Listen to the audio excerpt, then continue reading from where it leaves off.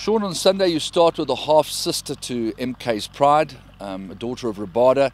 I thought it was a very decent debut. Yeah, it was pleasing, Andrew. Having said that, I do think she's going to appreciate a step up in trip, but she ran well enough on debut for me to think that she would have a chance here. And her stable companion was also far from disgraced in her debut. Storm Dominator is a filly that probably ran a little bit soon. She got you from Paul Peter. She's a little bit light and she strengthened up a bit. I am just hoping for a much improved run. We were expecting a bit more on debut, and she didn't disgrace herself, so she would have maybe a place chance here. Okay, and there was nothing wrong with the debut of Impression now, who runs in the second. Yeah, I was pleased with that. I do think she's a filly that's going to want further. I'm running her reasonably soon yet to get the experience and help her along to that distance. It wouldn't surprise me if she ran into the back end of quartets, but I am using this as a stepping stone to a race over more ground. Okay, then we go on to a horse called Golden Prospect, who has his third run after a rest. I thought it was a very commendable performance last night, and he looks set to win. It's not an open and shut case, Andrew, but he's certainly got a chance. It is his peak run, as you said, and yeah, I'm hoping he brings his best form. Right, Constable, the half-brother to champion sprinter Casimir, continues to deliver sparkling performances, and Trippy, there's no secret, they tend to get better as they get older. Yeah, Andrew, he's been very consistent.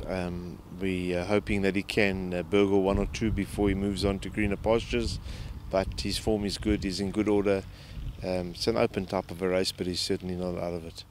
Okay, Sweet Pepper, she's a very, very high-class filly. What are you expecting from her? She's been a bit disappointing, Andrew. It's hard to place a filly that has a rating of 115. Obviously a three-time winner, so performances have been a little bit short of her best. We've gone for the blinkers here, and hopefully that makes the difference. I'm expecting a good showing. And then a horse that intrigues me enormously after a sparkling debut on the inside track, Celestial City, has run 2 gallant seconds with not an enormous amount of luck going his way. What are you expecting over 1800 this time? Yeah, I tend to agree with you, Andrew. I mean, the horse can't do more than what he's done up to now. Gates go back. They're racing from that 1800 metre marker.